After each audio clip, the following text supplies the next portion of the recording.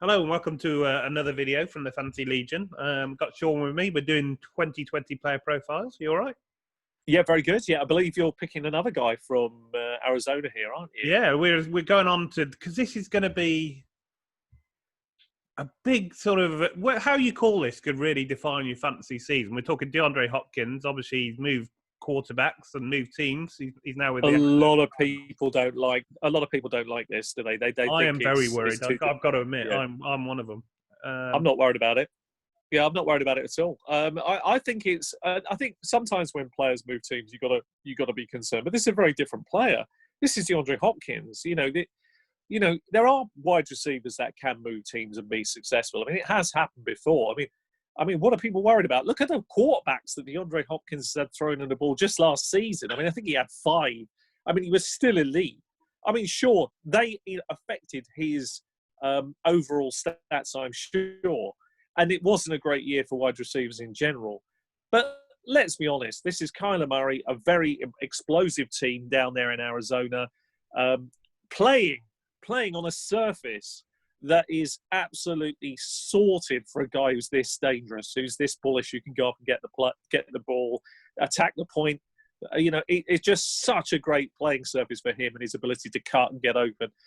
I think he's going to fly from day one. I mean, we can't hold that against him changing teams. I can understand if he fell to a team where they had a rookie quarterback or, there were a lot of issues with the team, then, okay, fair enough. But this is a different situation. I mean, they've got some great players. There's some brilliant chemistry going on down there.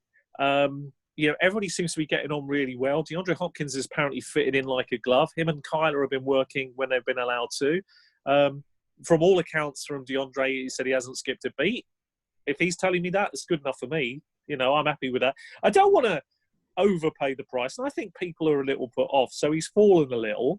I think if I could get him in the, depending on the league format, of course, I want him to go as late as possible. And I think there's a chance in some of the more experienced leagues where he falls actually very late this year.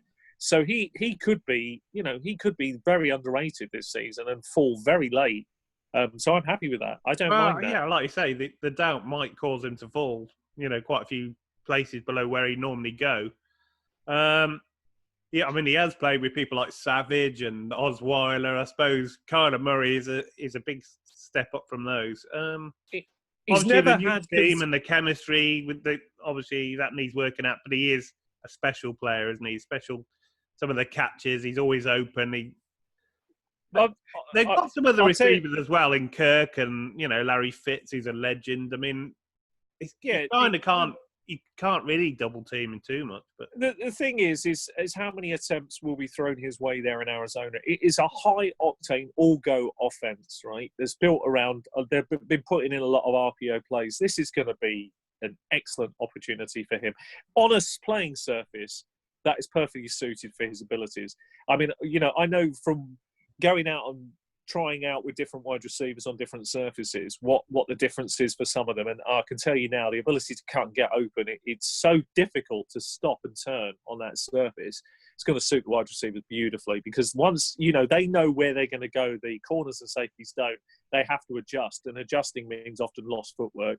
So I really, really rate his opportunities. I don't see how he doesn't get 140, 150 targets thrown his way. He's going to convert at least 100 of those to catches. What does that equate to yards? I mean, you got to look at a 1,200 yard season here and then decide how many touchdowns, and then work that out to your league format. If that doesn't excite you, then fair enough. But yeah, there aren't any wide receivers that are going to get if you put those sort of figures, especially in PPR where sort of wide receivers are a bit more valuable. If you can get him at a decent price, where he's a bargain, then he could be the most. Fitzgerald is clearly trending downwards, and he's been an amazing pro, right? An amazing pro, and he's been brilliant in the locker room, and he's done all those things that cement him as a legend of the game. And when he retires in 5 years, when he's finally tired 5 years later, he will be a Hall of Famer. I'm certain on the first ballot Hall of Famer because of all the great things that he has done during his career. He's such a likable player, isn't he, Larry Fitz? I've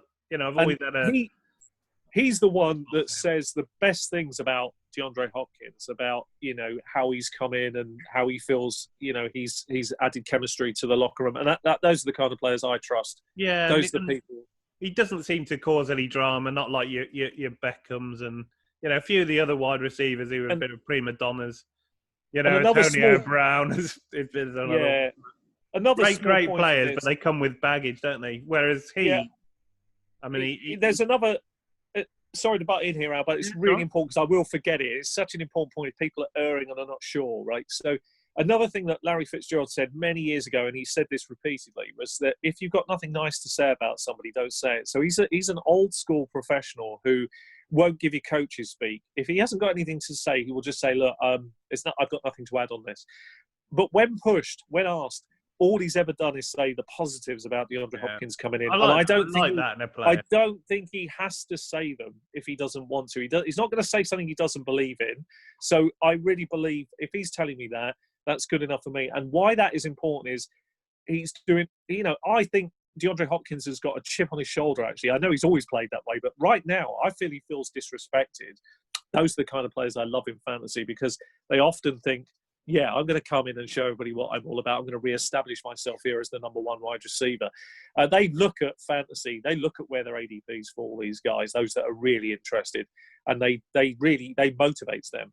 So I feel he's highly motivated for my fantasy teams ahead of this season, and I'm excited to hopefully get one or two shares of him somewhere along the line. It has been hard to give get up a first-round pick for him either, which was amazing. Yeah. And they managed to unload David Johnson for, on his massive contract. I mean, they've done some, exciting offense to watch. They've done some great business. They're putting some great pros. Exciting times for Arizona Cardinal fans. Very much so, yeah. And so you're a thumbs up. I'm going to wait. Everyone has their value. So I would in a large league, point, but he would have to drop for me. In a large league, I want him as late as possible, ideally early second. That sort of range 16, 17, 18 outlook. It is possible in large leagues that people focus on those running backs early, which is understandable. And if he falls there, I would have very difficult reservations not buying him.